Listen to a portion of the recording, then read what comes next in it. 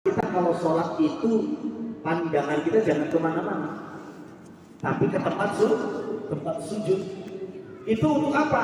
Untuk mengkondisikan antara dohir dan batin kita itu selalu lagi zikir kepada Allah.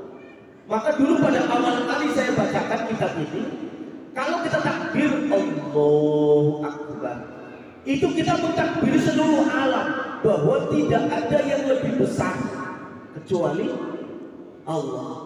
Tapi kan kenyataannya banyak orang yang sudah ngaku mulutnya itu Allahu Akbar, tapi hatinya masih mikirin yang lain. Karena apa? Berarti yang lain itu lebih besar daripada Allah. Kita bisa contohkan begini, Pak. Allahu Akbar, kita sudah berikrar Allah Maha besar dari segalanya, tapi masih mikirin, loh tadi saya parkir motor itu di pinggir jalan, jangan-jangan motor saya nanti ada yang ngambil. Itu berarti apa? Motor itu lebih besar daripada Allah. Yang sering kita alami, Allahu Akbar, sudah ngaku Allah Maha besar, tapi hati kita masih mikir, saya tadi naruh HP di mana ya? Berarti HP itu lebih besar dari Allah. Maka dalam kitab fikih mengatakan, kalau kita mau sholat, hilangkan segala apapun yang akan merusak kekhusyuan kita. Kalau ibu-ibu, ini musim apa, Bu? Musim hujan. Ya kalau kita mau sholat, di halaman masih ada apa? Jemuran baju yang sudah hampir kering. Kalau mau sholat, kalau nggak ada orang, kalau mau sholat, pesen dulu. Kalau hujan angkatin baju.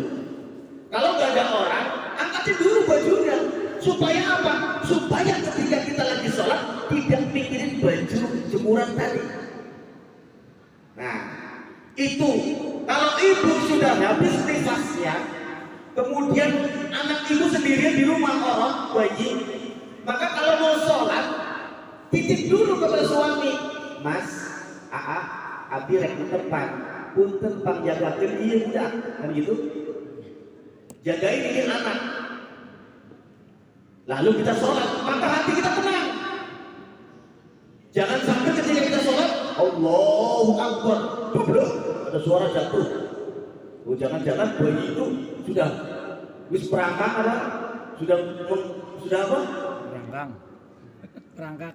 Sudah merangkak, jatuh. Nah, kita nggak khusyuk sholatnya, maka hilangkan segala apapun yang akan merusak kekhusyuan sholat. Maka di sini wa amma istiqbalu fa huwa sarfu li dhahiri wajhika an sa'iri jihati baitillah ta'ala. Jadi kalau huruf an itu bermakna mujawazah. Kalau mujawazah berarti apa? Palingkan dari seluruh apapun yang akan mengganggu kita. Bi anta jawuzan ala maqad faton. Ini dia. Bahasa alfiahnya begitu ya. Maka para sekalian, ini penting. Jadi persiapan sholat itu diantaranya apa? Mengkondisikan batin dan dohir kita hanya untuk Allah. Maka kalau kita sudah mau ke masjid, tiba-tiba di jalan qomat, Allahu Akbar, Allahu Akbar, asyhadu an la ilaha illallah, asyhadu anna Muhammadar Rasulullah, hayya 'alas shalah, hayya 'alal falah, qamatis shalah, qad qamatis shalah, Allahu Akbar, Allahu Akbar, la ilaha illallah. Maka menurut kitab fikih, kita tidak boleh lari-lari hanya untuk mengejar jamaah. Karena apa?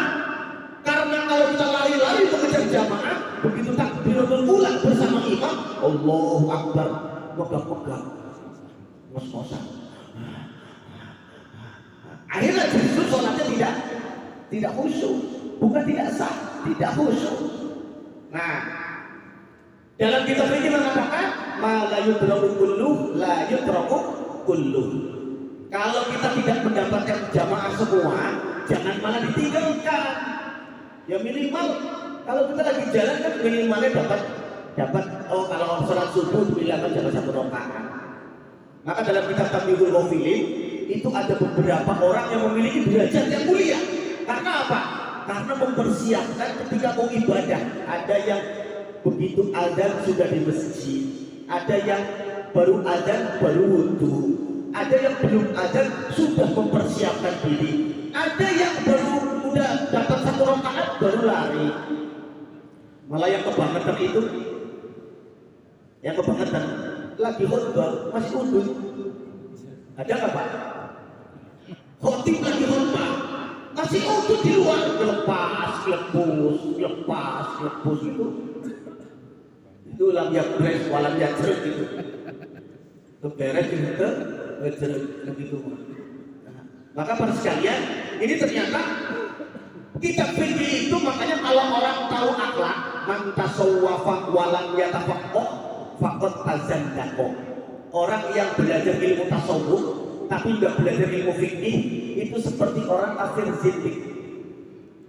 Ya, seperti kafir zindik. Tapi wa man tafaqqaha walam yatasawwaf faqad tafassaqa. Siapa orang yang belajar ilmu fikih tanpa belajar ilmu tasawuf, maka dia tergolong orang yang fasik. Apa itu fasik? Banyak dosanya. Ya, karena gampang kan sih. Abang-abang yang ngerti ilmu fikih gampang gitu. Ya. Tapi yang bagus bagaimana? Wa man jama'a bainahuma faqad tahaqqaqa. Siapa yang mengkombinkan antara fikih dan tasawuf dijadikan satu, dikemas untuk pelaksanaan ibadah, faqad tahaqqaqa, sungguh itu mencapai derajat hakikat. Itu kata Anas bin Malik, ya.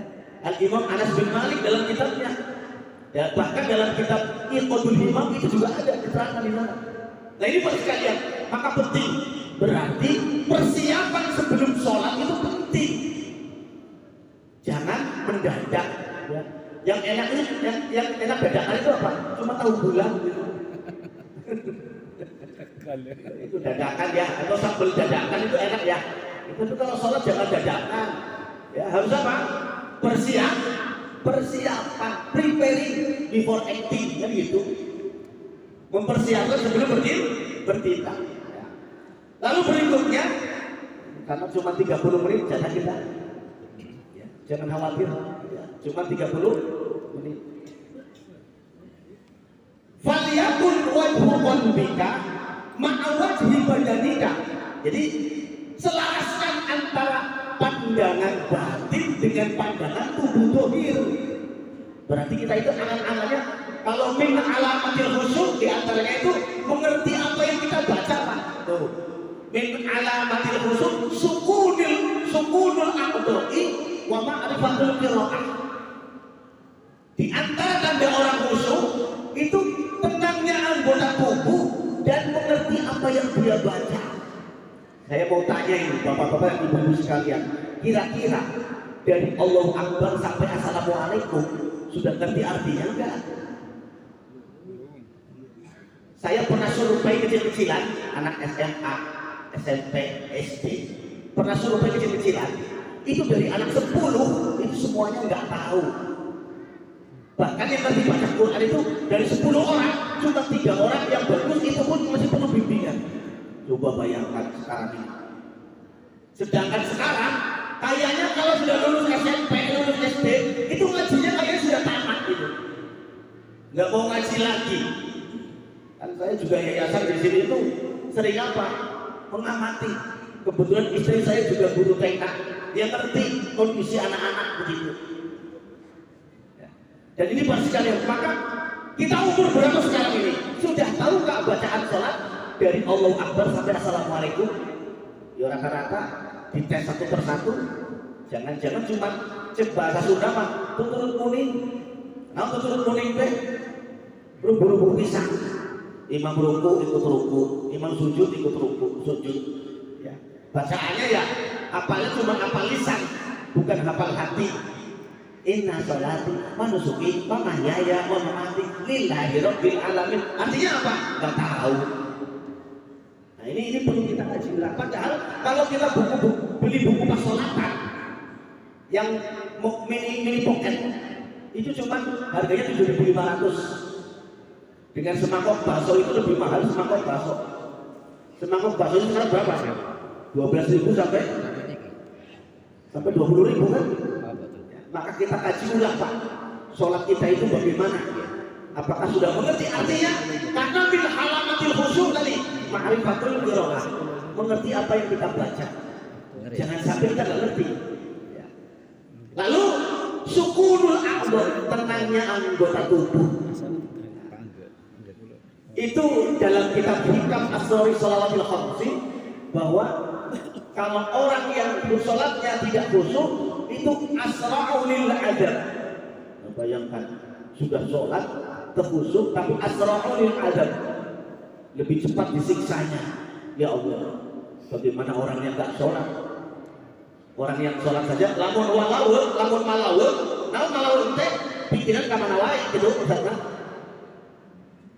Lamun sholat Allahu Akbar tapi pikiran ka mana wae malawul, maka hukumnya naon asra'u lil adab. Saya masih ingat guru saya Kiai Haji Abdul Halim dulu ya, selalu mengingatkan hendaknya kalau baca kitab itu ada daun perasaan. Oh, berarti kalau sholat pun harus ada daunnya juga. Bapak, ibu kalau lihat sinetron sampai nangis, pernah nggak sholat sampai nangis?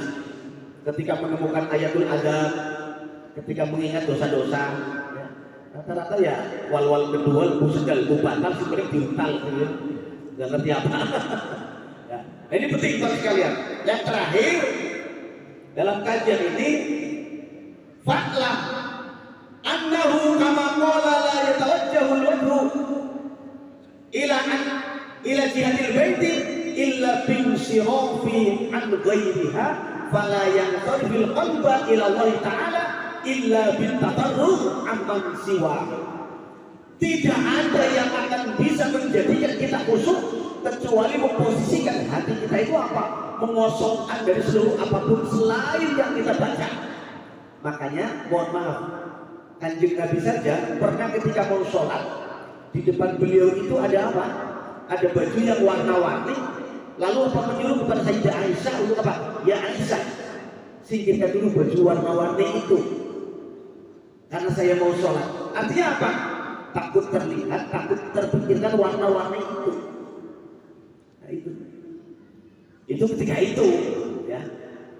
Coba kalau kita sholat ya memposisikan diri baju kita baju untuk sholat, kecuali lagi dalam keadaan tidak memungkinkan, yang penting sah.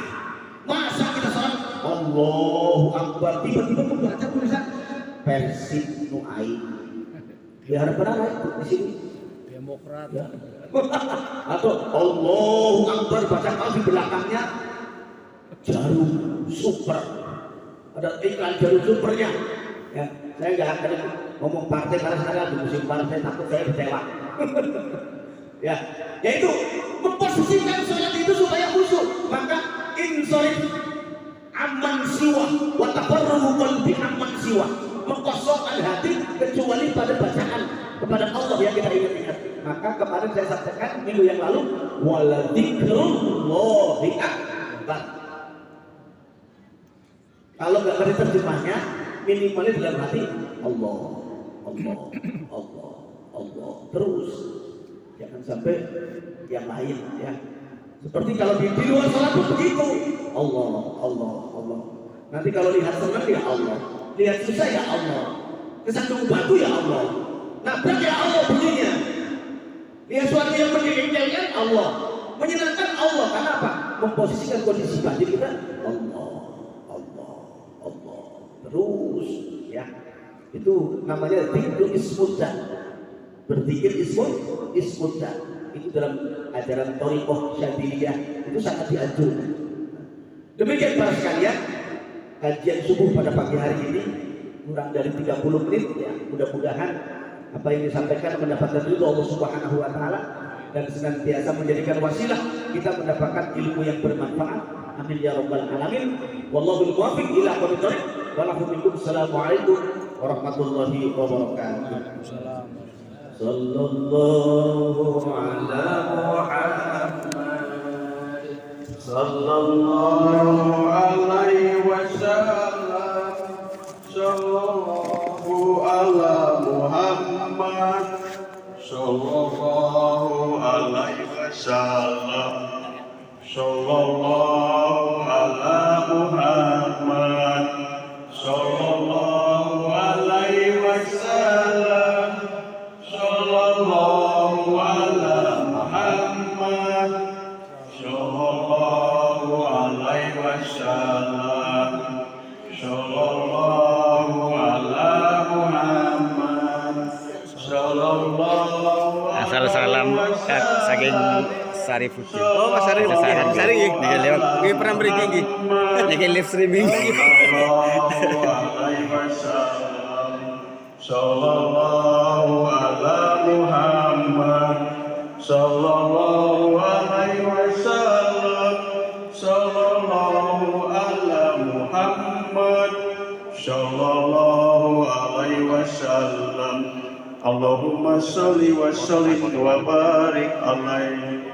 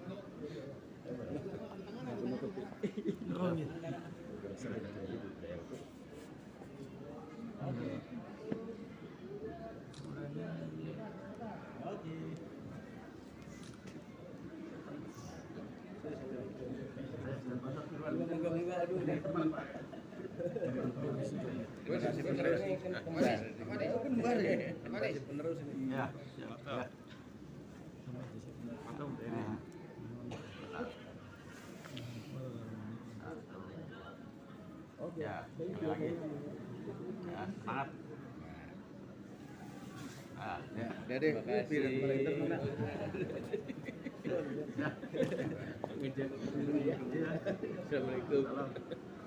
Assalamualaikum. Sama iku lho, Tar. Oh, ya sikit. Ya. Mun seneng ngopen wong tua.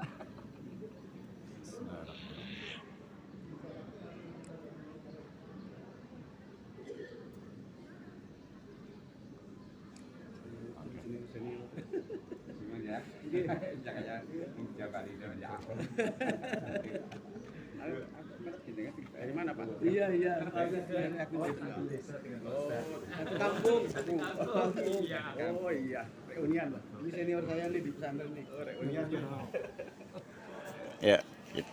Untuk sementara gini aja, alhamdulillah ini kita bisa menyaksikan secara langsung dengan Imam Masjid Salam Al-Jabar. semuanya orang Arjosari Kidul, Arjosari Lor, semuanya lah. Dulu mas cuma satu sih. Alhamdulillah. Ya, semuanya dari Al-Jabar Bandung. Matur suwun Pak Kiai. Reunian. Ya. Oke, itu saja. Orang iya. Sebelum saya akhiri, kita lihat dekorasi Masjid Al-Jabar ini. Luar biasa ini interiornya.